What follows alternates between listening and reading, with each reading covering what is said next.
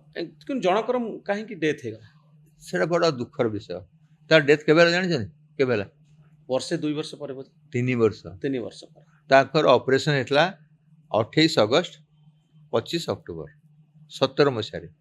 ତାର ଡେଥ୍ ହେଲା ନଭେମ୍ବର 20ରେ। କାହିଁ ଡେଥ୍ ହେଲା? ମୁଁ ତାଙ୍କୁ ବାରମ୍ବାର କହିଲି ଏମାନେ ଘରକୁ ନେଇଯାଅ। They are from tribal community, they are different environment, ତାଙ୍କୁ ହସ୍ପିଟାଲ ରଖିବାନି। ମାନେ କଟକ ମେଡ଼ିକାଲରେ ରଖିଲେ। ଆଚ୍ଛା, ଏଥିରେ ମା ବାପାଙ୍କର ବହୁତ ବେନିଫିଟ୍ ଥିଲା। ସେମାନେ ଦିଲ୍ଲୀରେ ପ୍ରାଇଭେଟ୍ ୱାର୍ଡ଼ରେ ଏୟାର କଣ୍ଡିସନ ଘରେ ରହିଲେ, 5 ଷ୍ଟାର ଖାନା ଖାଇଲେ, 1.5 ବର୍ଷ ଏମ୍ସରେ ରହିଲେ। ମୁଁ ଯେତେବେଳେ ଅପରେସନ୍ କରିଥିଲି ଅକ୍ଟୋବରରେ, ମୁଁ ତାଙ୍କୁ କହିଥିଲି ଡିସେମ୍ବର ତାଙ୍କୁ ଡିସଚାର୍ଜ କରିଦିଅ। କାରଣ ଡିସେମ୍ବର କାଳିଆ ତ 100% ଠିକ୍ ଥିଲା, ଆଉ ବଳିଆର ସବୁ ଠିକ୍ ଥିଲା, କେବଳ ତାର ନିଶ୍ୱାସ ଗୋଟେ ହୋଲ୍ ହେଇଥିଲା ଏଠି। ସେଇ କଣ୍ଡିସନ୍ ତ ଯାଇପାରିଥାନ୍ତା, କିନ୍ତୁ ଏମ୍ସ ତାକୁ ରଖିଲା 1.5 ବର୍ଷ। କାରଣ ତାଙ୍କର ଇଣ୍ଟରେଷ୍ଟ ଥିଲା ଯେ ଆମେ ତାକୁ ୱି ଆର୍ ଗେଟିଂ ହାଇଲାଇଟେଡ୍ ହେଲା। କଟକ ଆସିଲେ, there is no justification of government of Odisha putting Cuttack medical college. ଯୋଉଠି ଏମ୍ସ ଅଛି କଟକ ମେଡ଼ିକାଲ କାହିଁ ଯିବେ? Why should Kottak? Why not send to the district hospital and tell how to treat this hole here? ତାକୁ ଯଦି ଘରକୁ ପହଞ୍ଚା ସେ ବଞ୍ଚିଥାନ୍ତା। ତାର ଇନଫେକ୍ସନ୍ ହିଁ ମରିଗଲା, cross infection. ICU is a very bad place. ଯଦି ମୁଁ ଆପଣଙ୍କୁ ହାତ ଗୋଡ଼ ବାନ୍ଧିକି ଆଇସିୟୁ ପକେଇ, ଆପଣ 5 ଦିନ ଆପଣ ଇନଫେକ୍ସନ୍ ହେଇଯିବ। କାରଣ ଆପଣ ନାକରେ ଗୋଟେ ନଳୀ ଭର୍ତ୍ତି କରିଦେବେ, ପରିସ୍ରା ଗୋଟେ ନଳୀ ଭର୍ତ୍ତି କରିଦେବେ, ଗୋଟେ ଡ୍ରିପ୍ ଲଗେଇଦେବେ। Every point of entry in the body is a source of infection. Brahmananda ଆଚାର୍ଯ୍ୟଙ୍କ ଭଳିଆ ଗୋଟେ ଡାକ୍ତର ଯିଏ ଥିଲେ, ନ୍ୟୁରୋସର୍ଜନ ହେଡ୍ ଥିଲେ Cuttack medical college, he died of urine infection. ଆଜି ମଧ୍ୟ ଲୋକ ୟୁରିନ୍ ଇନଫେକ୍ସନ୍ ମରୁଛନ୍ତି, ଛୋଟିଆ ଜିନିଷ ୟୁଟିଆଇ। ତେଣୁ ଆମେ ଗୋଟେ ପିଲାକୁ କାହିଁକି ଜବରଦସ୍ତି କାହିଁ ହସ୍ପିଟାଲ ରଖିବା? ମୋର କନଭିକ୍ସନ୍ ହେଉଛି ଯେ ସେ ପିଲା ଯଦି ଘରକୁ ଯାଇଥାନ୍ତି, ତାହେଲେ ଆଜି ଯଦି ଆମେ ଜନ୍ମ ମୃତ୍ୟୁ ଭଗବାନଙ୍କ ହାତରେ ମାପିବା, ତାହେଲେ ତ ଆମେ କିଛି କହିବାର ନାହିଁ।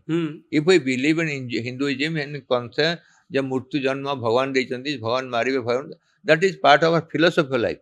ବଟ୍ ସାଇଣ୍ଟିଫିକ୍ ଯଦି ଦେଖିବେ, ତାକୁ ଯଦି ଘରକୁ ପଠାଇଥାନ୍ତେ, ସେମାନେ ଟ୍ରାଇବାଲର, ତାଙ୍କର ସିଷ୍ଟମ୍ ଅଲଗା, ତାଙ୍କର ଏନଭାରମେଣ୍ଟ ଅଲଗା, ତାଙ୍କ ଇମ୍ୟୁନ୍ ସିଷ୍ଟମ୍ ଅଲଗା। ସେ ମହୁଲ ଖାଇବ, ଇଏ ଖାଇବ, ଆମ ଭଳିଆ ଚିକେନ୍ ମଟନ୍ ଖାଇବନି ନା। ତେଣୁ ଆମର କଥା ହେଲା, ଯଦି ଆମେ ତାଙ୍କ ଫ୍ୟାମିଲିଆର ଏନଭାରମେଣ୍ଟ ପଠାଇ ଦେଇଥାନ୍ତେ, ତାହେଲେ ୟୁ ମେ ଉଡ୍ ହାଭ୍ ସର୍ଭାଇଭ୍ଡ। ମୋର ଫିଲିଂ ଏୟା, ତାକୁ ଅନନେସେସାରିଲି ଆମେ ବହୁତ ଦିନ ହସ୍ପିଟାଲ ରଖିଲେ। କାହିଁକି ରଖିଲେ? ଏଗୁଡ଼ା ତ ଫିଲୋସଫିକାଲ କେ ନିଜର ଗେନ୍, ନିଜର ପବ୍ଲିସିଟି, ନିଜର ମାନେ ଏଥିରେ ଓଡ଼ିଶା ଗଭର୍ଣ୍ଣମେଣ୍ଟ ବି ଫାଇଦା ଉଠାଇଲା, ସେଣ୍ଟ୍ରାଲ ଗଭର୍ଣ୍ଣମେଣ୍ଟ ବି ଫାଇଦା ଉଠାଇଲା, ଡକ୍ଟର ବି ଫାଇଦା ଉଠାଇଲେ, ସମସ୍ତେ ନିଜ ନିଜର ସ୍ୱାର୍ଥ ଦେଖିଲେ। ନିଜ ନିଜର ସ୍ୱାର୍ଥ ପାଇଁ କି। ଆବସଲ୍ୟୁଟଲି। ତ ବର୍ତ୍ତମାନ ଯୋଉ ପିଲାଟି ଅଛି, ସେ ପିଲାଟିର ସ୍ୱାଭାବିକ ଜୀବନଯାପନ କରି ଦେଖନ୍ତୁ, ତାର ଗୋଟିଏ ତାର ଅଭାବ ଅଛି, ତାର ହାଡ଼ଟା କଟା ହେଇଗଲା, ନଡ଼ିଆଟା ଫାଳ କରିଦେଲେ, ଏ ଗୋଟେ ଫାଳ, ଏଟା ଗୋଟେ ଏଠି ନାହିଁ, ବୋନ୍ ନାହିଁ, ଫାଳ ହେଇଗଲା ନା ଯୋଉଠି ହେଇକି ଥିଲେ। ସେ ପିଲାର ବର୍ତ୍ତମାନ ବୋନ୍ ଲଗା ହେଇନି। ତାର ଅପରେସନ୍ 17 ମସିହା ହେଲା, 7 ବର୍ଷ ହେଇଗଲା ହେଲା। ସେ ବୋନ୍ଟା ଲଗାଇନି। It will be another major operation for this. ଆପଣ ଜାଣିଛନ୍ତି, they have never come back to me again. ଆପଣ ପାଖକୁ ଆସିଲେ ଗୋଟେ ଥରେ ଆସିନାହାନ୍ତି। କାହିଁକି ଆସିନାହାନ୍ତି? କଟକ ମେଡ଼ିକାଲ କଲେଜ ଯାଉଛନ୍ତି, ଦରକାର ପଡ଼ୁଛି। I have never seen boy after they came to Odisha. अब ମୋ ପାଖକୁ ଆସିଲା, ଇଟ୍ ଡଜଣ୍ଟ ମ୍ୟାଟର ଫର୍ ମି। ହାଉ ଡଜ୍ ଇଟ୍ ମ୍ୟାଟର? ମୋ ପାଇଁ ଯିଏ ଆସିବ ତାକୁ ଟ୍ରିଟମେଣ୍ଟ କର, ତାକୁ ଘରେ ତ କାହା କହନି ଅନାହୁତେ ପ୍ରବିଶନ୍ତି ଅପୃଷ୍ଠେ। ମୋତେ ମୋର ଆଡ଼ଭାଇସ୍ ମାଗୁନାହାନ୍ତି, ତ ହ୍ୱାଇ ସୁଡ୍ ଆଡ଼ଭାଇସ୍? କିନ୍ତୁ do you think that when I am the main surgeon, I spend my sweat and blood, they don't think that they should come back to me? At least 5 ବର୍ଷ ଥରେ ତ ଦେଖିବା କଥା। 7 ବର୍ଷ ହେଇଗଲାଣି, ନାଇଁ? 7 ବର୍ଷ ହେଇଗଲା। 7 ବର୍ଷ ହେଇଗଲା। Anyway doesn't matter. ତ ଆଉ ଥରେ ଗୋଟେ ବଡ଼ ଅପରେସନ୍ ଦରକାର। ଗୋଟେ ବୋନ୍ଟେ ତ ଲଗେଇବେ ନା, ଗୋଟେ ଆର୍ଟିଫିସିଆଲ ବୋନ୍ ତ ଲଗେଇବେ ନା।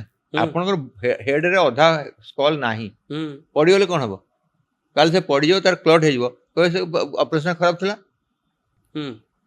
ସେ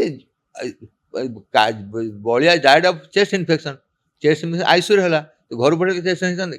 ଆମ ଆଇସିୟୁରେ ଗୋଟେ ଖତରନାକ ଜାଗା ଜାଣିଛନ୍ତି? You can't dump a patient in ICU. ଆଇସିୟୁରେ 1000 ପ୍ରକାର ରୋଗୀ ଆସୁଛନ୍ତି।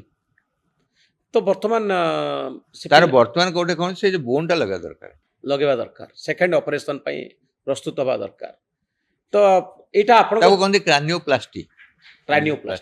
ତ ଏଇଟା ଆପଣଙ୍କ ଜୀବନର ସବୁଠାରୁ ବଡ଼ ଘଟଣା ବୋଲି ଆପଣ କହିବେ? ଜଗା ବଳିଆ ଏଇଟା ସବୁଠାରୁ ମେମୋରେବୁଲ ଘଟଣା। ବଡ଼ ତ କହିବେନି, ଆହୁରି ବଡ଼ ବଡ଼ ଘଟଣା ଅଛି। ଆଉ ଏଇଟା ଗୋଟେ ବିରଳ ଘଟଣା। ଆଉ ଏଇଟା most memorable because it doesn't happen in 10 years, 15 years. ଜଣେ ସର୍ଜନ ତା ଲାଇଫ୍ ଷ୍ଟାଇଲ୍ ଗୋଟେ କେସ୍ ଦେଖିବ ବୋଲି କିଛି ନାହିଁ।